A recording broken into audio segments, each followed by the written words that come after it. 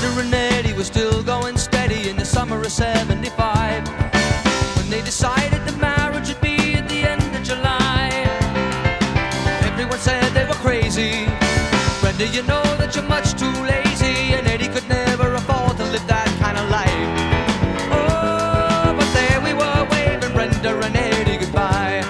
Oh, oh, oh. Dan, radio style. Hope everybody out there is enjoying themselves as always. Like my typical salutation, right? That's what I always try to say. Because honestly, it's because I'm trying to speak coherently of something while I am trying to do something else.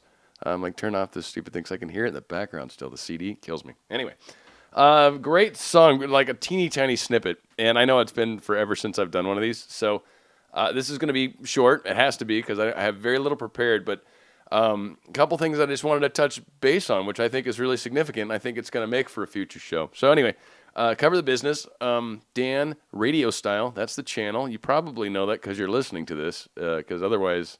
You're not there's no one in the room with me right now. So, so you know the channel, hopefully. And Spirit Radio Dan Style at gmail.com. That's how you'd contact me. So let me throw that email out there again. It's Spirit Radio Dan Style at gmail.com. So there we go. Got that covered. No idea what I'm going to be calling this show. Probably just like, hey, hi, or something like that. You know, I'm back. Whoop-de-doo. I didn't do an update for December. Again, there's a lot of crazy stuff going on, so I love it. I'm so hesitant because there's just times where I think talking about things is putting energy towards it because I kind of talk about this, right? And that's how you manifest. And sometimes there's like things going on that I don't want to talk about because I don't want like anyone else to think about it. Like I'm not thinking about it as much as I'm aware, and then there's other things I'm kind of aware of. But if I did an actual show on it, I feel like it could actually become someone's center of focus, and that's dangerous in my mind. So. Anyway, whatever, call it what it is. I try to be responsible. That's all I can say. All right. 2 quotes that I wanted to share. I don't know if this has anything to do with anything. The song. First off, that was Billy Joel. I'm a mess, right? It's a teeny tiny part of a 3-part song called Scenes from an Italian Restaurant. I love it. It is one of my favorite tunes of his. Kind of, it's sort of B-side-ish. Not really, but I don't know, whatever. Who cares, right? Shh, Dan, stop talking. Okay, talk. All right, here's what's going on. So I got 2 quotes that I've been thinking a lot about. So I'm going to share these because I think that's kind of, you might find it interesting as well. If not, okay, I'm just sharing. Battle not with monsters, lest ye become a monster. And if you gaze into the abyss gazes also into you. And that's Nietzsche. And I just think that's fascinating, right? Battle not with monsters, lest you become one. So again, what you focus on, at least this is where I'm at with it right now, okay? So you're battling with them, you're kind of focused on them. You sort of are being a monster amongst them, right? And if you gaze into the abyss, if you are looking into the abyss is like coming back at you. Like, I don't know, this is the cool part. I don't know, it's like reflecting back, like I'm becoming it, we're becoming each other, it's seeing me, I'm seeing it. I don't know, there's this weird yin and yang kind of thing going on with it, but anywho. So, okay, thought that was kind of interesting. And then here's the other one. Oh, this wasn't really a poem. This was just, my ponderings, and I think I was meaning to share this. Okay. So I'm just going to say it because I wrote it down how I wrote it, and then I guess I'll talk about it because I'm like trying to read ahead, and that's not going to work on this like live concept that I got, radio style. That's the whole point of this, radio style. I know I could go back and edit the hell out of this, but I used to do radio, so it's like the style with which this is brought to you doesn't necessarily make it any more entertaining or good, but there you go. That's radio style. Okay, so here's what I wrote. Everything happening in this exact space-time is perceived from the individual's filters, from the individual's, like, their perspective, right? So 5 of us could be in the same exact space-time location and have a different experience. Our filter is our belief. So that was kind of like my musings, right? So essentially what I'm saying is, and this is where I was kind of like tripping at the moment when I was thinking about this, within the same exact location, and I'm going to say this another way after, within the same exact location, everything exists already. So what we tune ourselves to by our thoughts. I'm simplifying this as much as I can. What we tune ourselves into based off our thoughts and energy and the vibes, the good vibes, bad vibes, like if I'm always worried about and scared of and all that, then I got like more of a lower vibe kind of, if you will. And I've been dealing with a scratchy throat here, so I apologize. My voice might be kind of cool, but it's making me want to cough, so hang on. All right, a little something to sip on. Delicious beer. Anywho, so we're all hanging out in the exact same place, basically, having completely and totally different experiences. What we're focused on, like you and I, whoever you are, we could be staring in the exact same direction, but you might pan left for whatever reason. I might pan right in my eyesight, right? And whatever's happening in that field of vision is our experience. We're in the exact same place, taking in all the same stuff, but our attention is on something else. And then, on top of that, we could even watch the same thing. We could go watch a movie together where we're actually focused at the same thing at the same time for the same duration even, and you and I could walk away and have completely and totally different experiences of that movie. The way it impacted me, how there was a certain scene in there that reminded me of something of childhood, and it just hit me like that. It hit me in that emotional kidney punch where that certainly did not happen to you, right? So again, we can all go to the same exact thing and experience it from a completely different area.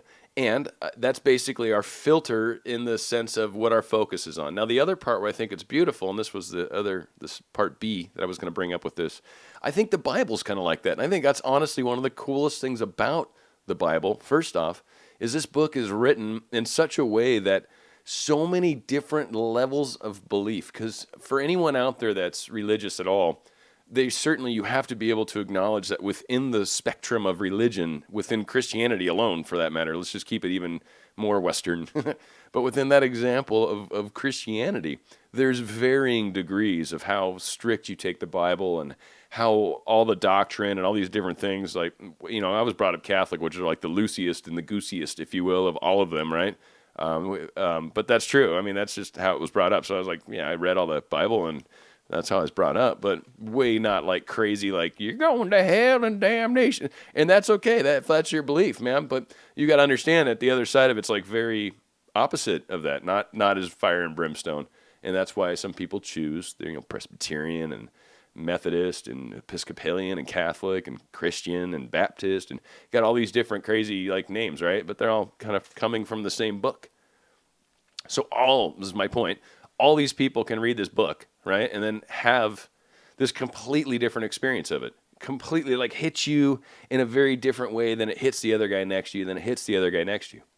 And I think it's beautiful because this is all of our experience. This is what we experience as a people.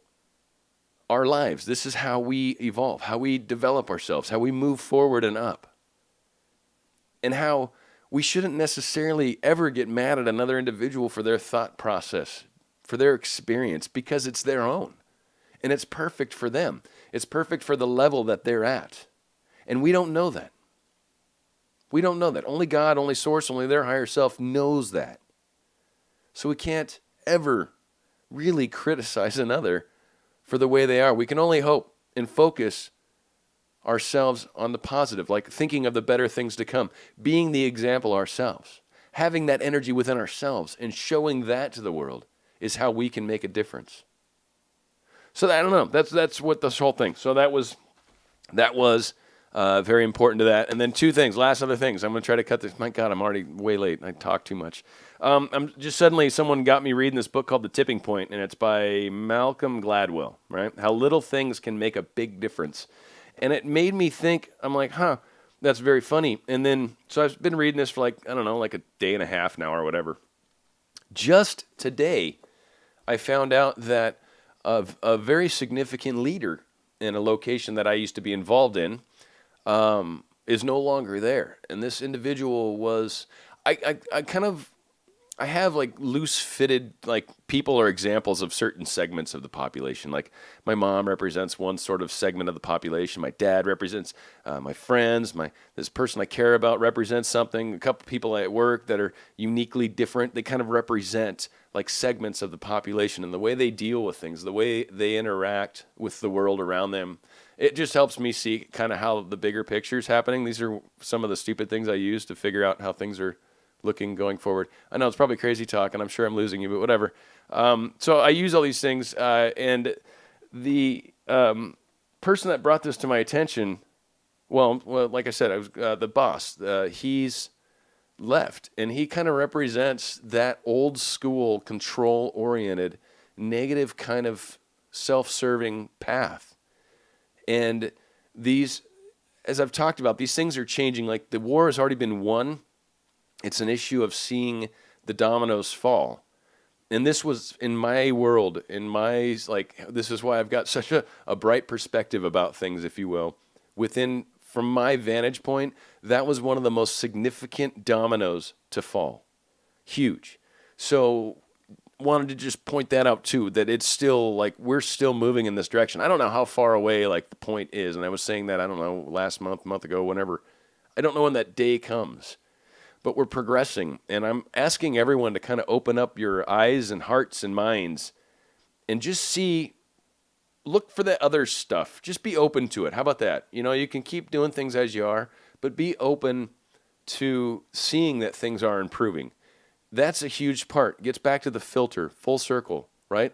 Allow your filter to accept for that. If it's something that you don't believe in, if it's something that you don't think is possible, then you won't experience it. If you don't believe it's possible to talk to dead people, for example, you'll never talk to a dead person.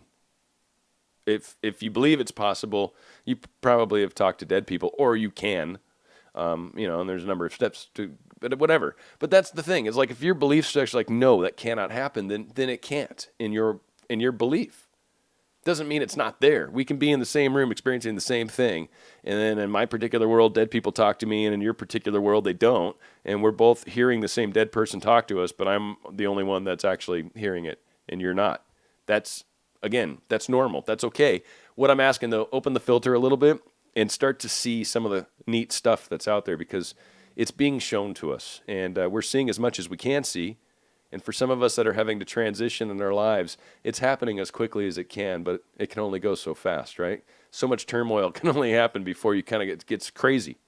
So be patient with the speed that things are going. I am certainly guilty of this all the time, not allowing enough time, but give it its time. Open your focus, allow that energy to come in, and I don't know. I guarantee you're going to notice a difference.